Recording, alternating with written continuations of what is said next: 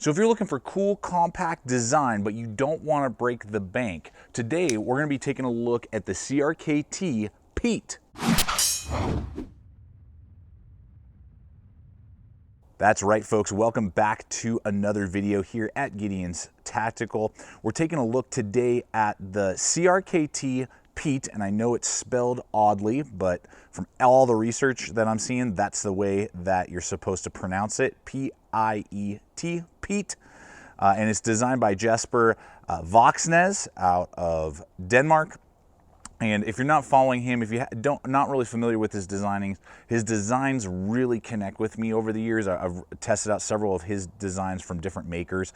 He's really got a cool, just feel, design that really connects with me on a lot of his pocket knives, as well as his fixed blades. So CRKT has made this design from him and produced it at a very budget-friendly price. So we're gonna look at this blade today, show you what it has going on, some of the positives, some of the drawbacks that I'm seeing as well, though, for that budget price. You throw in a lot of competitive options at that sub $30 mark, basically, which is what this comes in at, and just give you some food for thought to decide whether or not this design connects with you when you're on a budget and trying to build a budget collection of pocket knives, or if there are other blades out there of similar price that just make more sense. So we're gonna break down the Piet today and see what it has to offer. All right, guys, we're gonna go ahead and hit the blade here, business end of the knife. I really like this shape, this leaf shape, very cool, absolutely connects with me. What you're looking at from edge to spine is about 1 inch. With that really good kind of piercing design there. It's a very high grind, almost a full flat. I'll call it a full flat grind basically, so it's going to be a good slicer. Got a good relief edge on the design as well. Now it's a pretty stout little blade. Back near the spine it's going to be 0.13, so a hair over 1/8 of an inch thick. So it's a pretty stout little guy, and it holds it through down to the tip almost, and then it kind of tapers down, giving you still good precision, but a good stout feeling to the knife. So, you know, it's good slicer, but it does have some strength to it, so that's a good positive. Now, it is HCR 13 MOV steel. CRKT's been using it for a long time. It's a decent budget steel. You know, you can put an edge on it very easily, hold a decent edge, but it's going to dull pretty quick. You know, it's competitive with like AUS 8, but not hold its edge as well as, you know, like D2 and Sandvik 14C28N that we are seeing more and more on close to budget-friendly blades. So things to just consider there with the design. Now the handle to tip is 2.625. Actual cutting edge is kind of like around 2.5 to like 2.4 inches overall. So it's a compact, you know, small EDC focused folder. You're going to do, you know, EDC tasks. I really wouldn't even take this, you know, as an outdoor knife. It's too small in my opinion for that. You know, you could do some minor whittling, but that's about it. It's definitely designed as just that compact EDC folder. The blade shape definitely provides for that. It does have a 90-degree spine near that eye hole for the deployment, so you could, you know, throw some sparks. So if you did want to use this as like a little folder in a compact survival kit or something like that, you could absolutely do that and throw some sparks off a ferro rod. All right, guys, let's go ahead and hit deployment and lock up here. The first thing is you see this in a lot of the Voxnes pocket knives, is this type of kind of eye hole, thumb hole for the deployment. I really like it. There's no issues with it. They cut it into the glass reinforced nylon handle, so it looks really nice there on the right-handed side. I can, hit the ground. I can easily deploy that without flicking my wrist.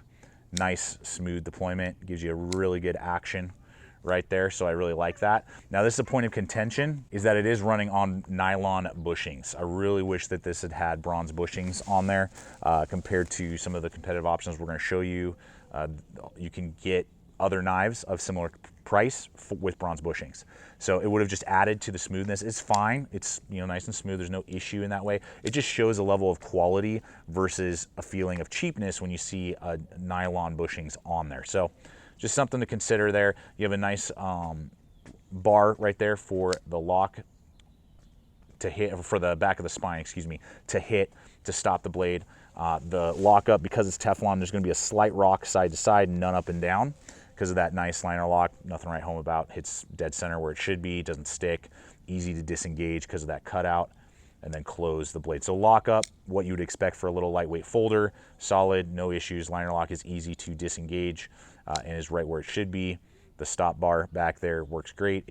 The centering is dead center, so it hasn't floated left or right, so that's really good. The tip is buried deep in there, so it won't accidentally come out. That's a good thing as well. For lefties, even though the pocket clip is ambidextrous, you can deploy it left-handed, but you can see there like half of the hole is not available. Hopefully you guys can see that on frame there. It's just easier to deploy right-handed. So it is ambidextrous, but you lefties are gonna have to really kind of dig your thumb in there a little bit to hit it. You can do it, you just don't have as much real estate to grab and stick your thumb in. All right, so it's got a nice little handle, and I actually really like it. I was a little concerned, is this gonna be like a 3-fingered knife? It is not. Now, what we are looking at is GRN handle scales, so glass reinforced nylon. It does have steel liners in there, so that's kind of nice, but it still comes in really nice and lightweight at 2.5 ounces. So it's a really nice lightweight compact folder. The handle overall, when it's closed up, is 3.75 inches overall length there. And with my large size hands, you guys can see there, I got good grip. My pinky's not wanting to come off. It's just right there. Got a little bit of a cut in there. No jimping on the top. It's totally fine, particularly for this style of knife. I have no issue there. The liner lock doesn't bite or cause any problems. Very good. I got good grip. Contouring, the scales aren't flat. They're rounded with a little bit of texturing on them, which is good, giving you a little bit of grip there, which is nice. The thickness on the handle is 0.46.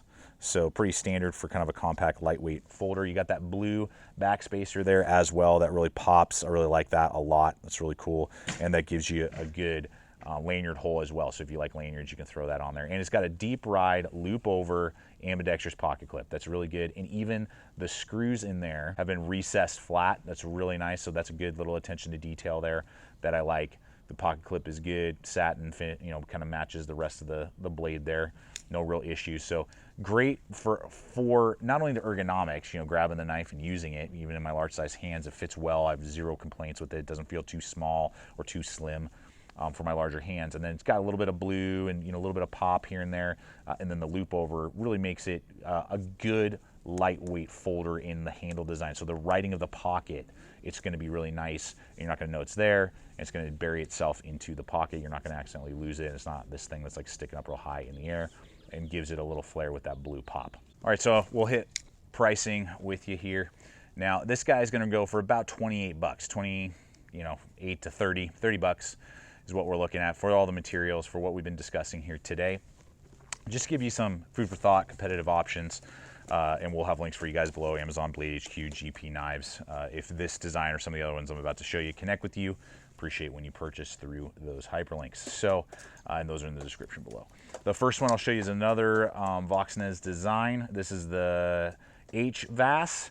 This has got their field strip technology. This one I think is around like 50 bucks from what I remember.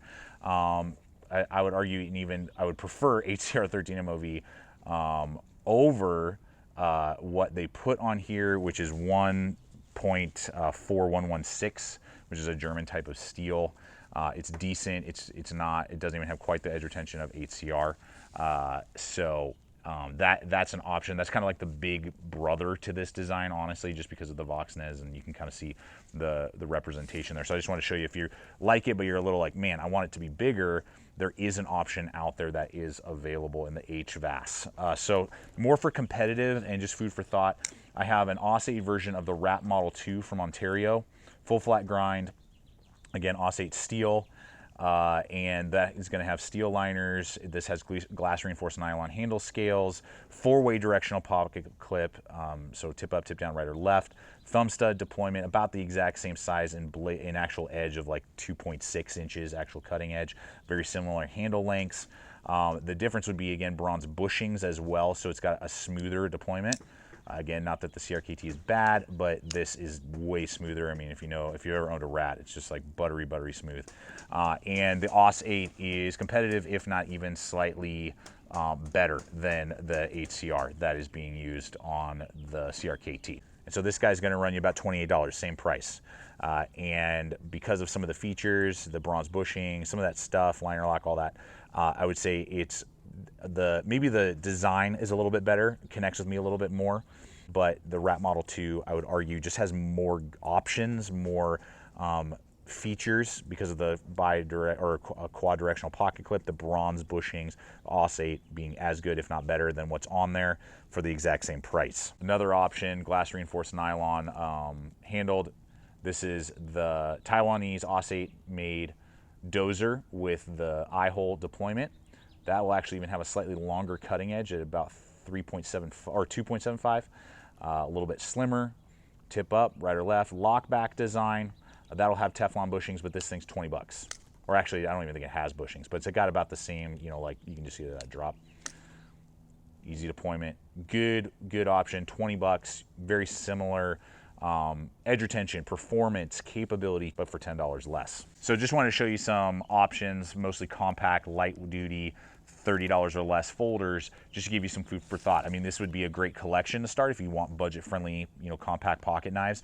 Any one of these would be great, just depending on features. Is design a little bit more important to you, capability, you know, that type of stuff, just for you to have some food for thought for you guys. But those will all be in the links that we have for you below, if any of them connect with you. Well, guys, there it is. Again, the design is so cool, and it really does connect with me, and you will have a lot of fun with the loop over pocket clip, the smooth deployment, fast deployment, and the cool blade shape is definitely, for a compact folder, a good performing blade for the price that we've been talking about today.